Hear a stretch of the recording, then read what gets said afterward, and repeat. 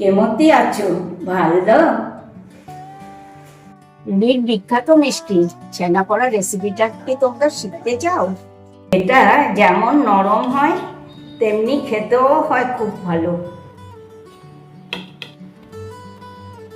দেখো কি সুন্দর হয়। আমি তো এটাকে ছানার কেকই বলি।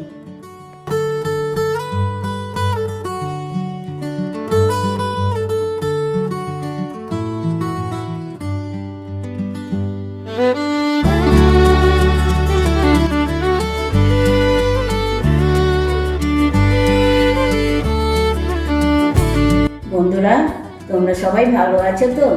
তাহলে চলো আজকে তোমাদের ছানাপোড়া রেসিপিটা শিখিয়ে দিই। এবার আমি 1.5 লিটার দুধকে কাটিয়ে ছানা তৈরি করে নেব। তাহলে চলো যাওয়া যাক আমার হেসেলে। গ্যাসের ফ্লেমটা অন করে আমি 1.5 লিটার দুধ বসিয়ে দিয়েছি। দুধটা আমি আগের থেকে খুব ভালো করে জাল দিয়ে রেখেছিলাম। এবার আমি এর মধ্যে দিয়ে দেবো 4 চিপি ভিনেগার।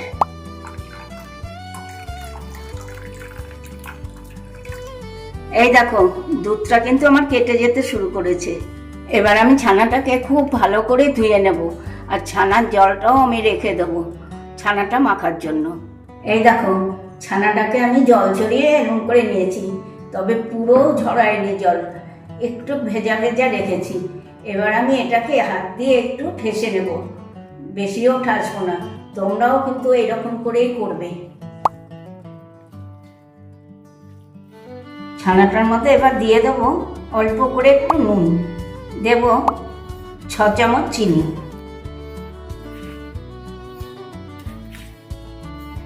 দিয়ে দিচ্ছি 1 কাপ ময়দা, দিয়ে দিচ্ছি 1 কাপ সুজি, দিয়ে দিচ্ছি ছোট প্যাকেটের 1 প্যাকেট গুঁড়ো দুধ। এবার দিয়ে নিচ্ছি কিছুটা ড্রাই ফ্রুট, তোমরা ইচ্ছা করলে দিতেও পারো, নাও দিতে পারো। কাজু কুচি, কিশমিশ কুচি। এবার দিয়ে নিচ্ছি ছোট চামচের 1 চামচ বেকিং সোডা, দিয়ে দিচ্ছি ছোট চামচের 1 চামচ বেকিং পাউডার, একটুখানি এলাচ গুঁড়ো, দিয়ে দিচ্ছি 1 চামচ ঘি। এবার আমি খুব কম করে একটু ছানার জল দেব, দিয়ে এটাকে ভালো করে মেখে নেব। বেশি জল দেবে না, কারণ সুজি আছে, সেটা কিন্তু ফুলে উঠবে।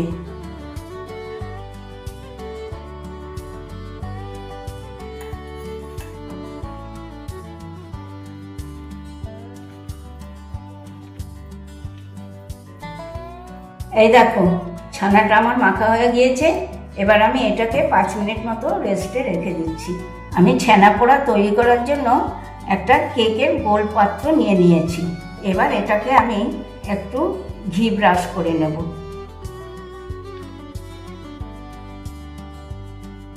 এবার আমি একটা গোল করে কলা পাতা দিয়ে নিচ্ছি, তোমরা চাইলে শাল পাতাও দিতে পারো। কলা পাতাটার ওপর একটু ঘি ব্রাশ করে নেব। সাইডের কলা পাতাগুলো ছেলে কেটে লাগিয়ে দিয়েছে, তোমরাও কিন্তু এইভাবে লাগিয়ে নেবে। এবারে আমি এই কলা পাতার ওপর সামান্য অল্প একটু চিনি ছড়িয়ে নেব, এতে এর রঙটা খুব ভালো আসবে। ঠিক দোকানের মতন রং হবে, দোকানের যেন ঠিক ক্যারামেল রং হয় ঠিক সেই রকম হবে।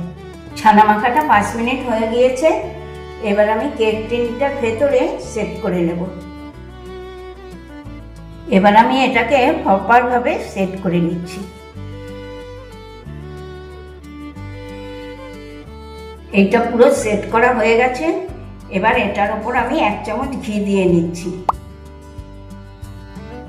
এবার এর উপরে আবারও একটা কলা পাতা দিয়ে আমি ঢাকা দিয়ে দিচ্ছি। এবার আমি এটাকে গ্যাসের ওভেনে লো ফ্লেমে 45 মিনিটের জন্য বেক হতে বসিয়ে দেবো। একটা বড় ডেচকি আমি নিয়ে নিয়েছি, সেটাও বসিয়ে দিলাম। এবার আমি এটাকে ঢাকা দিয়ে 5 মিনিট মতো গরম করে নিচ্ছি। 5 মিনিট হয়ে গিয়েছে। এবার আমি ঢাকাটাকে সরিয়ে নিচ্ছি। ডেচকির ভেতর বসিয়ে নিচ্ছি একটা স্ট্যান্ড। এবার এর ভেতরে বসিয়ে দিচ্ছি ছানা পোড়ার এই বাটিটা। আবারও আমি এটাকে ঢাকা দিয়ে দিচ্ছি, আর একটা ভারী নোড়া এটাকেও আমি চাপা দিয়ে দিচ্ছি। আমি ঠিক 20 মিনিটের মাথায় ঢাকাটা খুলে একবার দেখে নেব কি অবস্থায় আছে। আর অবশ্যই কিন্তু তোমরা এটা লো ফ্লেমে রাখবে। ঠিক 20 মিনিট পর ফিরে এলাম, দেখি এখন কি অবস্থা।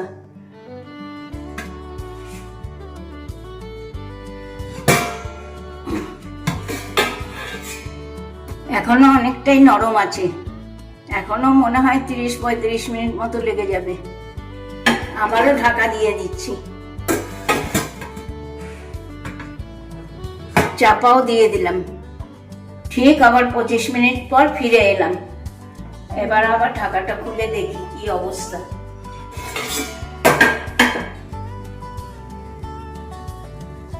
শক্ত হয়ে গিয়েছে, তার মানে বুঝতে হবে যে এটা হয়ে গেছে। এবার আমি তাহলে এটাকে নামিয়ে নেব। এবার আমি কলা পাতাটা সরিয়ে নেব। দেখো কি সুন্দর হয়েছে। এবার এটাকে আমি এই পাত্রের মধ্যেই 2-3 ঘন্টার জন্য ঠান্ডা হতে দেব। আর তোমরাও তাই করবে, ঠান্ডা না হওয়া পর্যন্ত কিন্তু পাত্র থেকে ঢালবে না। তাহলে এটা 2-3 ঘন্টার জন্য ঠান্ডা হোক, তারপর আবার ফিরে আসছি। ঠিক 4 ঘন্টা পর ফিরে এলাম। 3 ঘন্টা ঠান্ডা হতে দিয়েছি, 1 ঘন্টা ফ্রিজে রেখেছি। এবার আমি এটাকে বের করে নেব।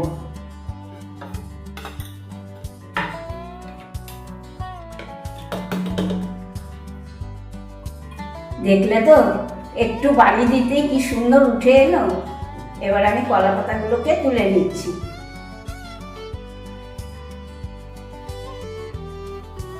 দেখো ঘিটা ভালো করে মাখিয়েছি বলে কি সুন্দর হয়েছে। তোমরাও কিন্তু এইরকম ঘিটা বেশ ভালো করে মাখাবে, তবেই এত ভালো হবে। কি বন্ধুরা, এই রথযাত্রার সময় তোমাদের ছানা পোড়া রেসিপিটা কেমন লাগলো? ভালো লেগেছে তো? যদি ভালো লেগে থাকে তাহলে ফেসবুক, ইউটিউবে একটা লাইক, একটু কমেন্ট করে আমাকে জানিও। সঙ্গে শেয়ারও করা চাই কিন্তু, ভুলে যাওনি নিশ্চয়ই। মুখার্জি কিচেন। তাহলে আজকে আসি, টাটা, বাই বাই। তোমরা সবাই ভালো থেকো, সুস্থ থেকো। নেক্সট দিন আবার চলে আসবো নতুন নতুন রেসিপি নিয়ে।